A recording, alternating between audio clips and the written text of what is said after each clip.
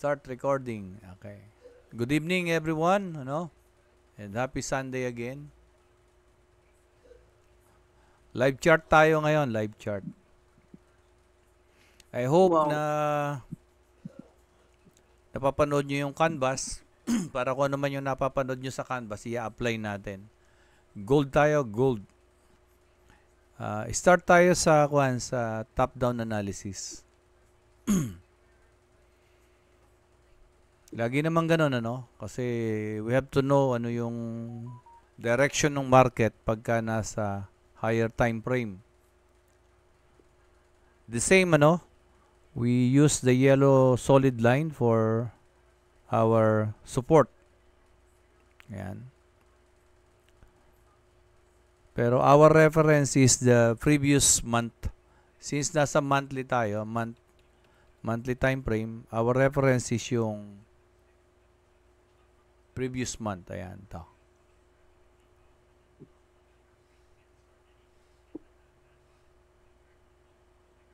Parang lagi tayong bumabalik sa basic kasi para hindi natin nakakalimutan. Minsan pag very excited na tayo sa trading, nakakalimutan natin basic. So, ngayon, alam na natin, the price is moving between these two lines. This is the resistance. This is the support. Pero kung titingnan nyo yung mga previous month, di ba?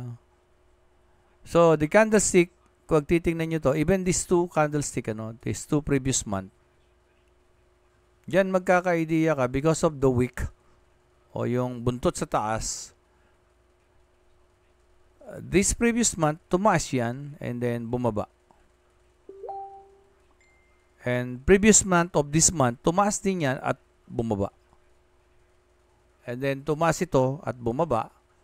Tumaas ito at bumaba. So for how many months, ganun yung nagiging characteristic ng gold.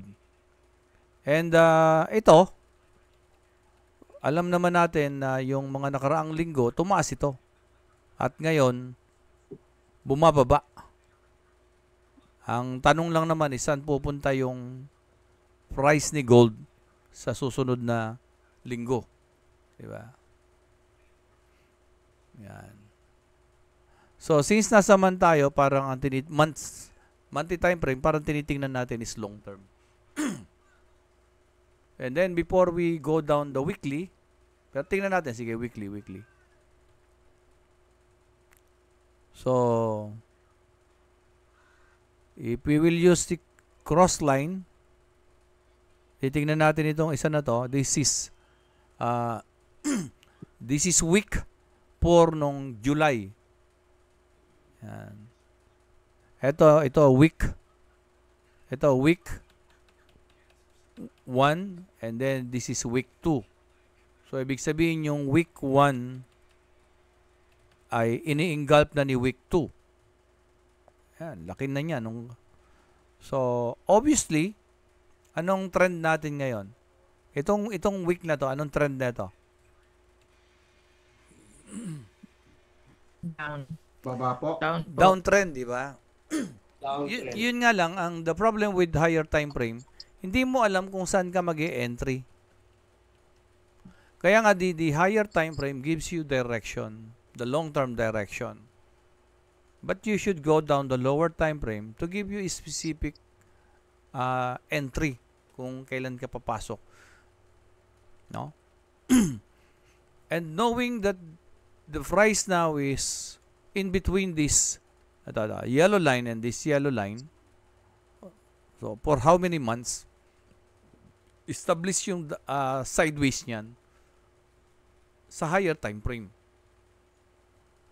Going down weekly time frame, kita natin na talagang pababa.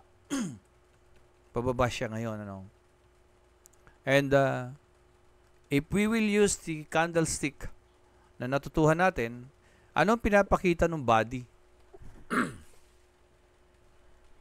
Strength o weak? Di ba strength? Doon pa lang kita mo na eh. Ang nagiging problem na lang natin, traders, is the right entry. Saan natin kukunin yung right entry? Sa higher time frame o lower time frame? Lower time frame. Lower time frame. Okay, let us try to go lower time frame. Before we go to the lower time frame, mag-fundamentals muna tayo. For example, tingnan natin yung Forex Factory. Ano na naman yung balita tungkol kay Boss Trump? No? Ano may balita kaya?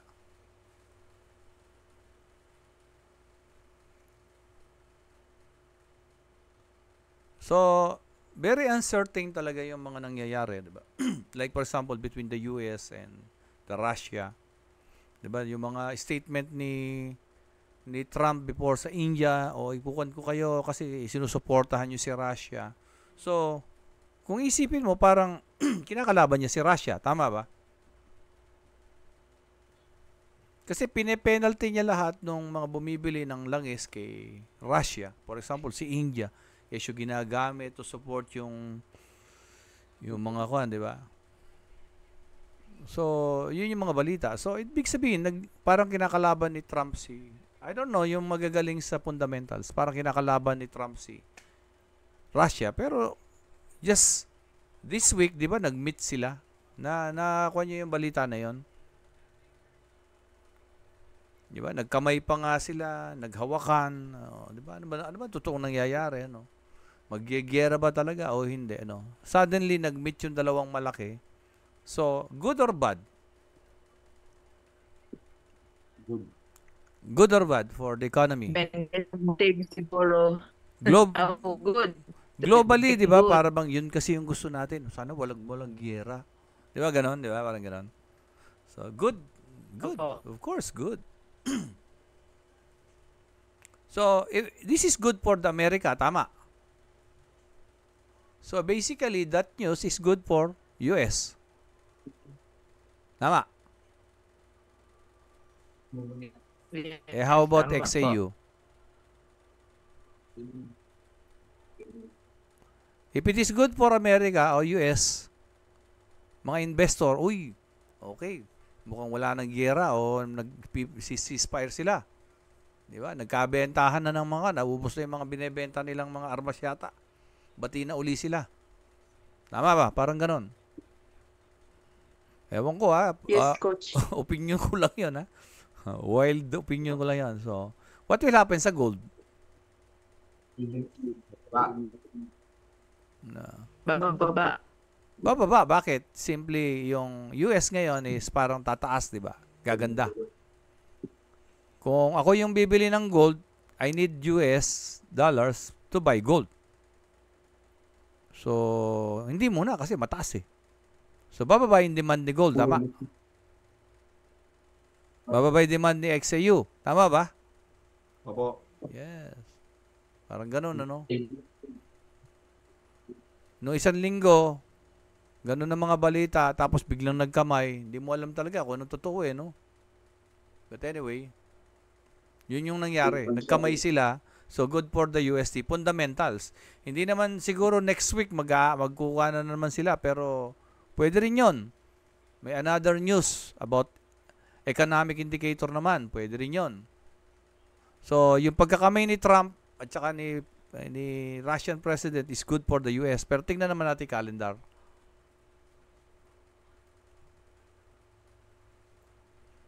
So, next week, ano ba yung Monday? 18, ano? 18, walang high impact news. Monday, wala. Tuesday, walang high impact news. Wednesday, ayan, meron. Magsasalita yung FOMC. So, pagka ganyan, titingin kayo sa news. So, ayan, ano? Sorry.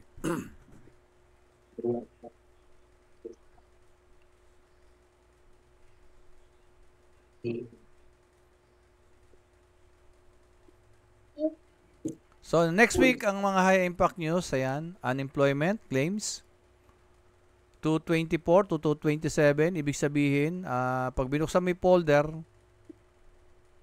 actual less than forecast, kasi actual less than forecast, ibig sabihin, itong unemployment claims kasi, ito yung mga nagre-report na nawalan sila ng trabaho, parang ganon. So, actual less than forecast is good for currency. Ito, ang forecast is dadami yung walang trabaho. Not good for the US, tama ba? And that is on Thursday. Thursday. So, ibig sabihin, Monday, Tuesday, Wednesday, Thursday. Okay? And then, plus manufacturing, PMI, 49.8, 49. Ito naman, tungkol ito sa mga, indicates industry expansion. Nag-i-expand. Pagka daw above 50, maganda for the economy. And actual greater than forecast is good for currency. Kung yan. Pero this is below 50. So medyo hindi maganda ito para sa economy. So ibig sabihin, yung nangyayari kay Trump at saka sa economic indicator, magkakontra. Ayan. Ayan, magkakontra, no? Yung kay Trump, good for the US, pero yung indicator mukhang hindi good. So, nakapagkamay na sila, si XAU, babagsak siya. Then after how many days, lalabas yung data, if it is bad for the US, tataas siya. Parang ganun. Which, kung titingnan talaga natin yung galaw ni, sana nasusundan nyo, no? Ni, ayan. Nakapagkamay na sila, so good for the US, babagsak siya. And then after how many days, lalabas yung data. If the data is not good para kay US, aangat na naman siya. And at the same time, ayan yung character niya, di ba? So, kaya nga hindi pwedeng pag fundamentals ka, long term, yun na yun. So, you have to look for the economic data.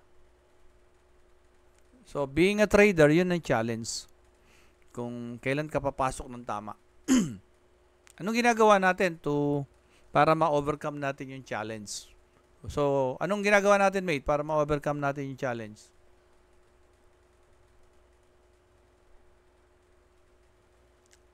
Anyone, anong gamit natin para ma-overcome natin yung challenge na yun? At least magkaroon tayo ng konting tumaas yung edge natin na manalo tayo.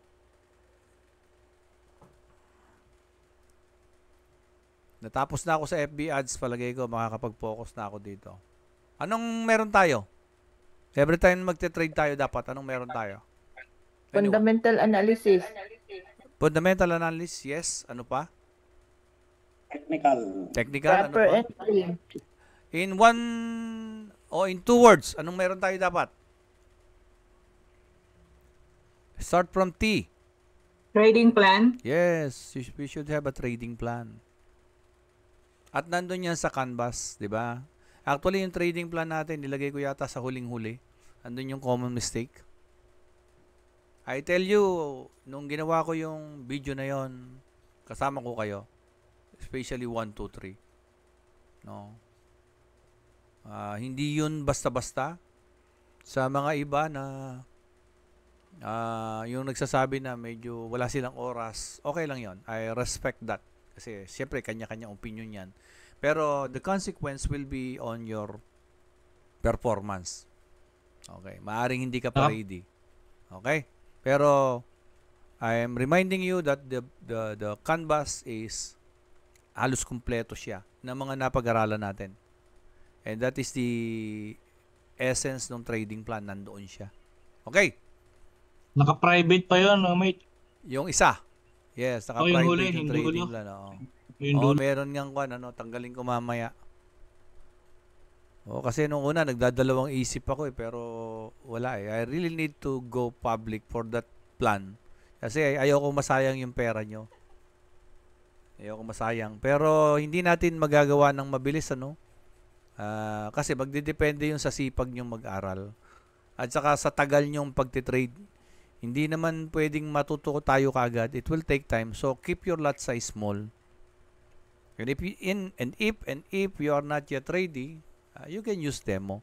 Kaya lang, Siyempre, check natin yung trading, yung account nyo later kasi baka mamaya sa iba kayo nagte-trade. Kawawa naman ng mga taga HFM.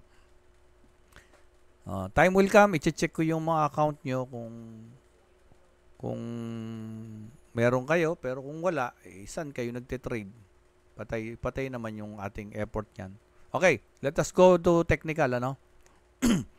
So, very clear sa atin, nagkamay si Trump, good for America, not good for US, bababa, for XAU, bababa siya. And then, if on Thursday, high impact news is not good for America or US, so most likely, aangat ulit si XAU. And long term, alam natin na nagsa-sideways siya dito sa dalawang line na to. Diba? Ayan, no? Ito, ayan. Yun yung character niya. Ang challenge na lang ngayon is paano tayo pumasok sa lower time frame. So, meron na tayong weekly. Anong ginawa natin sa weekly? The previous week, ayun, nilagay natin yon sa ilalim ng previous week. Pero since yung price nasa ilalim pa rin niya, so, ibig sabihin, the price is below the resistance at binrake nung pagbaba, so pwede na nating tanggalin to. Kasi ito yung price yun. So ang focus natin ngayon, anong gagawin ng price na to? Dito. Knowing the price is below the resistance, the last week candle is strength, bearish candle. And Trump and Putin just shake hands. No? So, mga ganun no? So, very clear the bias para sa akin is bearish. Bias direction. Nakakasunod, mate? Yes, sir. Yes, sir. Yan. Yes, Anyway, naka-record to. Daily. Ayan. So, kahit nag-daily tayo, very clear sa atin, ito yung resistance and the price now is below the resistance. So, yung downtrend niya, ayun. At napapansin nyo yung support and resistance natin na ginagawa natin sa higher time frame, very effective siya, ayun, no? Doon siya huminto, oh. And then, for how many days, di ba? Nag-pull back siya. And then, Thursday, sinubukan niyang butasin. And then, sinubukan niya uling umakyat. Although, yung Thursday, mapapansin nyo, is not yet confirmed the breakdown ng daily. Daily to, daily. Ano? Daily. Kasi why? Because the candle body ay hindi lumagpas ng 50% to consider this as a good breakdown on the daily basis, ha? But the weekly and daily time frame gives idea ng long-term direction, which is bearish. Dito, this is a very strong bearish candle. This is somehow just a pullback.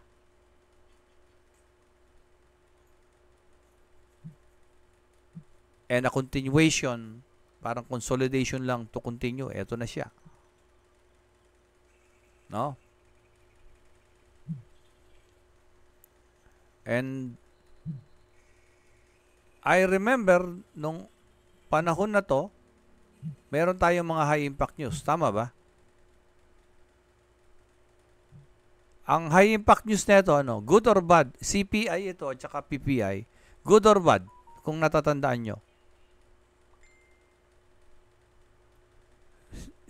Sino nakakatanda? Good or bad? Bad. Good. Bad. Good sa US po. Ha? Hindi nyo Good sa matandaan? US. Good, di ba? Nag-0.9 pa nga yung PPI di ba? Good for the US. If it is good for the US, ano para sa gold? Bababa. Bad. O yan, di ba? Ayun, hinahatak siya. Oh. So, ibig sabihin, the fundamental push the market pababa. Nire-respect niya talaga yun. Kaya nga lang, di ba may tanong kayo, gaano kalakas? May mga fundamentals na hindi ganun kalakas katulad nito. This is the non-farm payroll, if you remember. Tama ba? So, dahil lagi natin ginagawa, natatandaan na natin. This is the non-farm payroll. Tama ba? Mate? Opo. Yes. Tama. So, nasasanay na tayo ng long-term analysis ng fundamentals. So, again, nasa ilalim, bearish, bias is bearish, baba tayo. 1 hour. 4 hours, sige. Yun.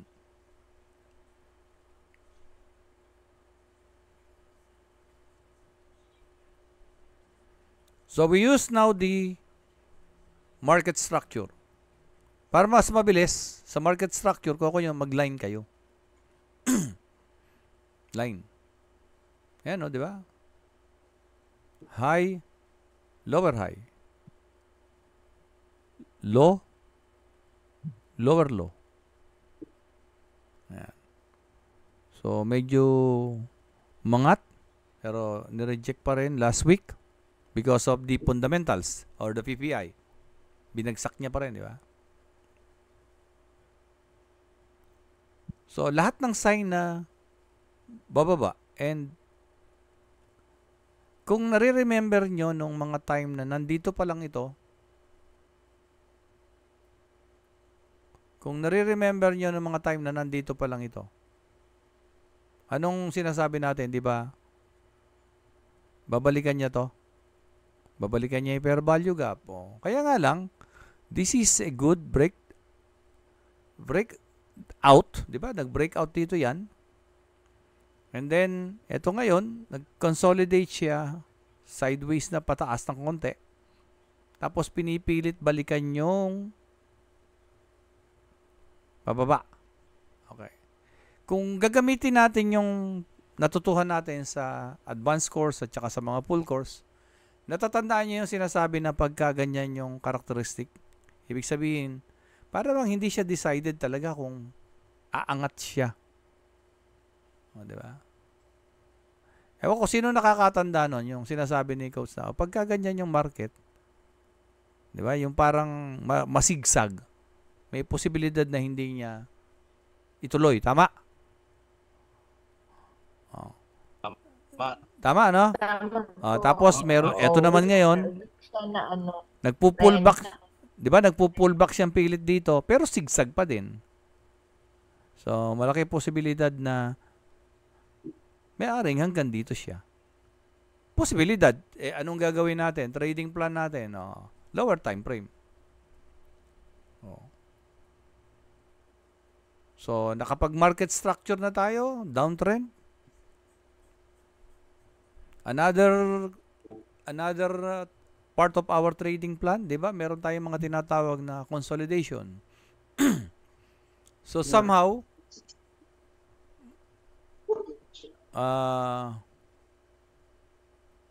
somehow nagko-consolidate yung price dito. Ano ba to? 'Di ba? Ito ngayon yung support na binasag, and then tinatry niyang butasin as resistance, pero hindi. Nag-end siya below the resistance.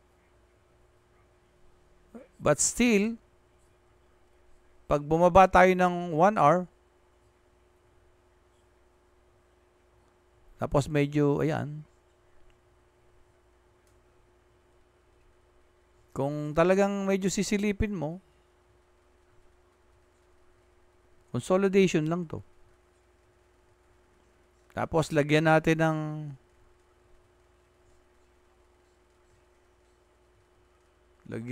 ng separator. Yun. Sideways, nag-open siya rito. Dito yata. Ito. Pababa eh. Open dyan. Nag-close dyan. Diba? So, ibig sabihin, nag-open dito. Nag-close yan. May buntot ng konti, may buntot sa taas. So, ibig sabihin, tumaas, ni-reject. So, sino ang kan? Sino yung dominant dito? Buyer o seller? Seller. Seller. Yeah. Seller, coach. Diba? O, tingnan nga natin sa daily. Balik nga tayo ng daily. Kung ano yung huling kan ng daily. O, yun o, di ba? So, lumiliwanag, di ba, habang bumababa ka? Kung nasa lower time frame na tayo, ito na yung tinitingnan natin. Itong nag-iisang ikaw na to. No? Ba? So, this last candle signifies a rejection from the seller. And these are all bearish candle, full back. And this is fundamental. Another fundamental. So, ibig sabihin, nire-respeto yung blue, which is the weekly resistance. Tama ba? Nakakasunod pa kayo? Yes, sir. Yes. Actually, hindi ako nag-review ngayon dahil nag-zoom kami nila Captain si Bayan kanina. Kaya dinadahan-dahan kayo pag-analyze. So, balik tayo na H1. Very clear, ano? The price alas 6, bumaba, nag-try umangat, then, binagsak uli hanggang dito. So, ibig sabihin, the seller, i-reject ni seller ang buyer na to. Below this resistance. Yan, ganyan ako mag-analyze, kaya, so, ibig sabihin, pwede nyo namang i-consider, subjective kasi, pwede nyo sabihin na, ito yung consolidation. Pero para safe, isama nyo na to. Ayan. Mag-line ka, ayan o.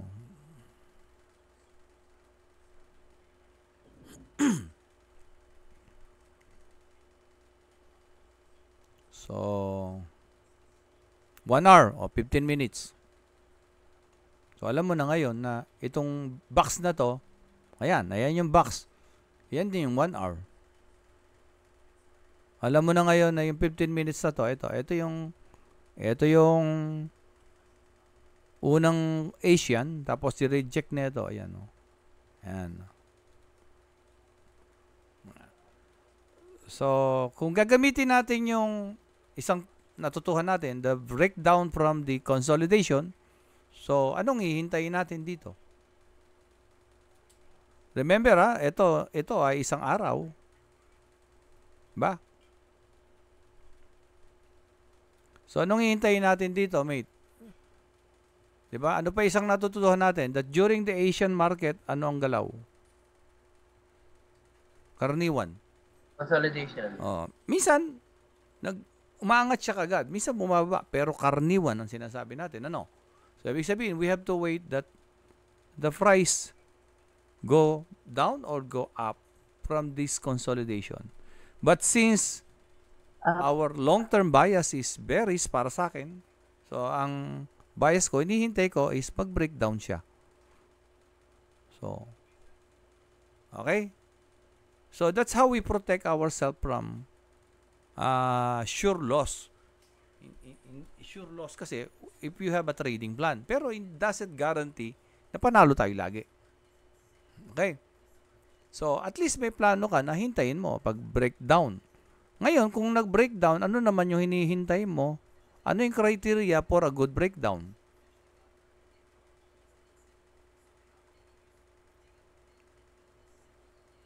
Anong criteria for a good breakdown, mate? 50% candle. At least, di ba? The 50%. Yan. 15 minutes or 1 hour? 1 hour. Yes. 1 hour pa rin tayo. Ang sinasabi ko lang sa 15 minutes is for you to know ano yung direction niya sa 15 minutes. But still, our criteria is 1 hour. You have to have a good breakdown here if this is more than 50% of the body on a 1 hour time frame. Maliwanag, mate. Liwanag. Maliwanag. Noted po. Noted. Yes. And if after 1 hour nagkaroon ng 50%, you can wait for the pullback. The pullback should be, pag nag 1 hour yan, hindi mo makikita yung good pullback. You have to go 15 minutes. Sa 15 minutes, makikita mo yung zigzag. Di ba yung sinasabi pag zigzag, mahina siya. Maaring hindi na niya dumiretso rito. Pero kung biglang malaking pula na naman, green yan, medyo kabahan ka. Pero on the lower time frame, nakita mo nagsisigsag lang, malaki yung pag-asa niya na pag nagkaroon dito,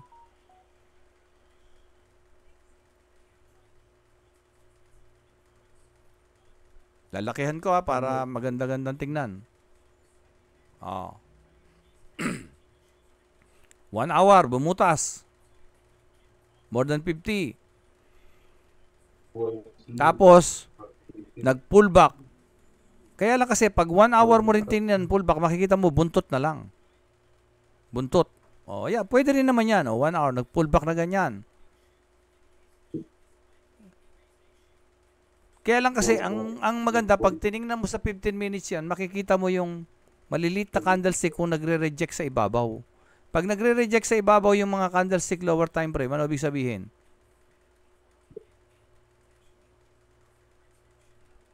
Di ba nakabias tayo, pababa. Tapos, nagpo-pullback pero may buntot sa taas. Ano ibig sabihin ng buntot sa taas? Rejection. Nire-reject nino? Seller. Sino nire-reject niya? Yung buyer. Si buyer. So, Buyer. that is a sign, another sign that andyan yung seller. Ando na yung ka natin Di ba? Ito, hindi mo na makikita yung higher time frame pero naka-still na sa isip natin yun So, we have to wait for the breakdown on the 1 hour time frame. Sa 15 minutes lang makikita mo kung talagang dumidiretso to. Then after ng 1 hour, tingnan mo kung hindi magpo-pullback. Nag 50%, hindi ka tumingin sa lower time frame, nung pala magpo-pullback. Pag tapos na yung pullback, tsaka ka pumasok. Total, naka-bias naman Kasi baka mamaya hindi pa tapos yung pullback Pumasok na, baka ma-stop loss ka. Paano mo masasabing tapos na yung pullback? Sa lower time frame, makikita mo rin may mga rejection na talaga. Lalo na kung nagre-reject na rito dito, ano ba to? Resistance. Ilang kuwan na yan, di ba? Ito, support. Binutas. So that line already established na resistance siya. So next week, ito yung bukas, hintayin natin, mamaya. Pag nag-sideways yan, hintayin natin mag-breakdown. Yung mga topic natin about breakdown, and good pullback. Ngayon, kailan naman posibleng mag-good breakdown yan? Alam na natin yung good breakdown. Kailan? Maliwanag ba yung mic ko na malakas? Yes, ko. Yes. Kailan? Okay, alam na natin, good breakdown. Kailan? Gagawin mo ngayon. Alas 6 ng maga, nakaupo ka na, naghahantay ka. Kailan? Kailan yung posible? London. Di ba ang London alas 3? Alas 3. Alas 3. Kailan ka pwedeng mag-umpisang magtingin? Patingin-tingin. Alas 3, alas 4, o alas 2? Alas 2. Yes. Opening. Kasi minsan may mga early bird, di ba? Yung mga early bird, 4,000. although na sinabing alas 3, iba yung maaga. Kasi nakaka-idea ka na sa galaw ni market. Tama ba, mate? Kahit sa anong halimbawa, kahit sa mga military, sniper ka pagdating mo doon, o nakadaan na, dapat maaga ka. Ganon din dito. Kung London alas 3, tumingin ka na ng alas 2. Tingin mo na. Halimbawa, nakita mo dito, red na malalaki. Sa loob red. Alas 2. Alauna, red. Nakita mo dito. Reject. Tapos, red na malaki. Solid. Yun. Pwede na yun. Tingnan mo na kung ano yung mangyayari. Alas 3, ayon. Alas 4, nag-pullback. Alas 5, nag-consolidate. Alas 6, yun na. Tama ba, mate? Yes. Bumira ng alas 6. Pagdating dito, umurong uli ng konti. Second wave, New York. Nakikita nyo, mate? So, but remember, go to your lower time frame. Hindi para not to consider the higher time frame. The 1 hour, you need to wait for the 50% to confirm the breakdown. But hindi ibig sabihin mag-e-entry ka na. The breakdown is just to confirm na lumabas siya sa consolidation, and then the pullback. The good pullback is to confirm na hindi kumukontra siya doon sa pagbagsak. Kailangan yung pullback is composed of weak candlestick, and at the end, may rejection ang seller sa buyer. And at the same time, sa proper context, yan, resistance. If all those things ay nangyayari na sa proper time ng London at New York, pwede ka na makipagsapalaran. Lalo na kung maliit ang kapital mo, sabihin na nating maliit ang kapital mo, sukatin natin. All is considered ba? Oh. Ayan. So, that is only 108. Mag 108 pips ka man, at least, nandito ka. Hindi ka nag 108 dito. Kasi pag dito, stop loss ka na. Ito yung magsasabi na invalidate na yung trade mo eh. Saan mo masasabing invalidate na yung trade mo? Dito o dito? 1 o 2?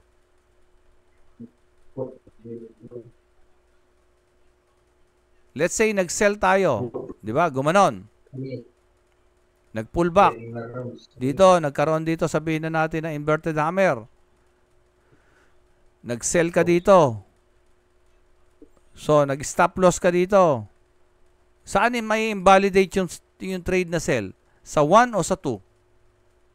1. 1. Kung dito ka pumasok, tapos dito 100 pips. Kung dito ka pumasok, dito 100 pips mo. By just looking at your lower time frame, medyo mapoproteksyonan nyo yung small capital nyo. Okay? Any question, mate? Maliwanag ba? Any question? Okay lang, coach.